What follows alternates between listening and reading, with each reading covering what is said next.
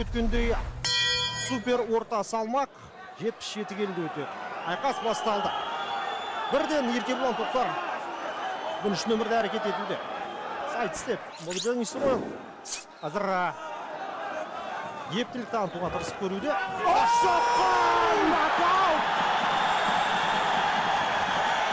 Қазір көзі еспес жылдамдықпен қазір. Айқас аяқталып қала жаздап.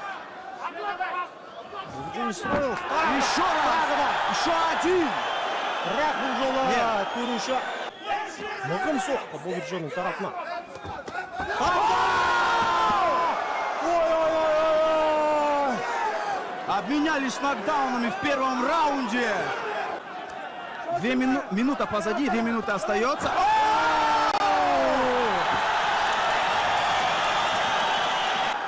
Желкеден келді деп. Міне Слева! шегеде. Левый боковой. Валится сейчас вперед. Двоечка. Все в блок. Еркебұлан. Но каждый удар через блок он чувствуется. Ай-яй, Еще жолда раз! салды. Останавливает этот поединок рефери!